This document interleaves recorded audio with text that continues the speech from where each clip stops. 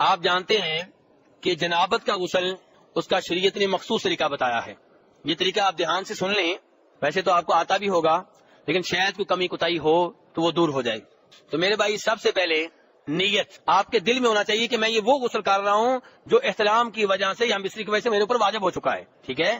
مثلا اگر آپ نیت نہیں کرتے, آپ کے اوپر غسل واجب تھا صبح 7 بجے سے صبح 8 بجے سے, اوپر سے اچانک مہمان آ گئے, غسل کرنے کا آپ کو ٹائم نہیں ملا, آپ نے کپڑے پہن لیے, پھر دوست کے ساتھ پروگرام بنا سوئمنگ پول پہ چلتے ہیں, وہاں آپ کود گئے, 1 گھنٹہ آپ اس کے اندر رہے, نہاتے رہے, گھر میں واپس آئے تو آپ کو یاد آیا میرے اوپر تو غسل واجب تھا, تو پہلا غسل کام دے جائے گا؟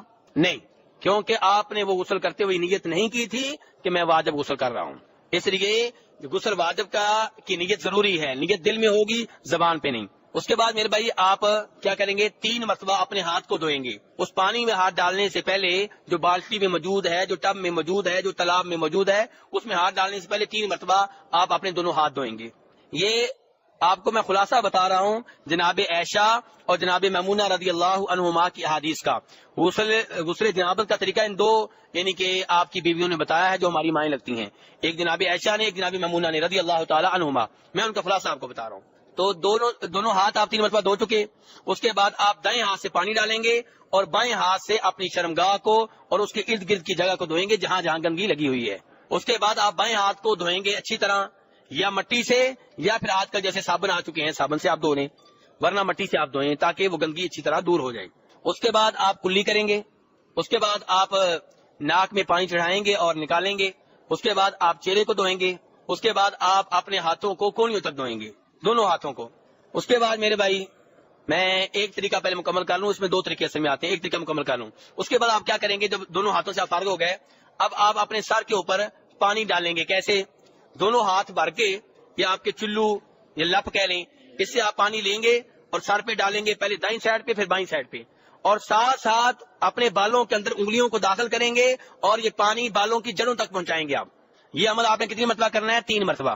اس کے بعد آپ کیا کریں گے, اس کے بعد اب آپ پورے جسم کے اوپر پانی ڈالیں گے, پہلے دائیں سائڈ پہ پھر بائیں سائڈ پہ. اور یاد رہے کہ ایسا نہ ہو کہ آپ کے جسم کا کوئی بال یا کوئی جگہ خشک رہ جائے. اگر کوئی بھی جگہ خشک رہ گئی تو آپ کا غسل نہیں ہوگا. اور یہ بھی ذہن میں رکھیں کہ پانی ڈالتے ہوئے جسم مل لیں, ساتھ ساتھ ملیں ہاتھ سے, اچھی بات ہے. نہ ملیں تو ضروری نہیں ہے. پورے جسم پہ پانی بہانا ایک دفعہ ضروری ہے, 2 یا 3 مرتبہ بہائیں تو اچھی بات ہے, ضروری نہیں ہے. اس غسل کے آخر میں آپ پاؤں دھوئیں گے. آپ پاؤں آپ کے رہ گئے تھے, ایسے ہی ہے نا. آپ غسل کے آخر میں آپ پاؤں دھوئیں گے اور یہ آپ کا غسل مکمل ہو گیا. یہ پاؤں غسل کے آخر میں دھوئیں آپ نے, آخر میں.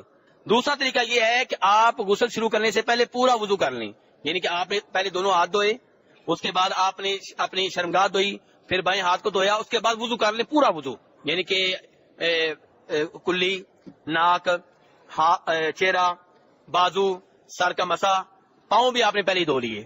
اور اس کے بعد پھر آپ سر پہ پانی ڈالیں گے 3 مرتبہ اور 7 انگلیوں کا ساتھ خلال بھی کریں گے, بالوں کی جڑوں تک پانی پہنچائیں گے, اور اس کے بعد پورے سر کے اوپر, پورے جسم کے اوپر آپ پانی ڈالیں گے. تو یہ 2 طریقے ہیں, ان میں سے جس کے اوپر بھی آپ عمل کر لیں وہ ٹھیک ہے. اور غسل جنابت جب آپ کریں گے اس کے بعد وضو کرنا ضروری نہیں ہے, کیونکہ آپ وضو سے بہتر کام کر چکے ہیں اور وہ غسل ہے. لیکن شرط یہ ہے کہ جب آپ شروع میں شرمگاہ آپ نے دھوئی تھی, وضو کیا تھا, اس کے بعد اب آپ کا شرمگاہ کے اوپر ہاتھ نہ لگے.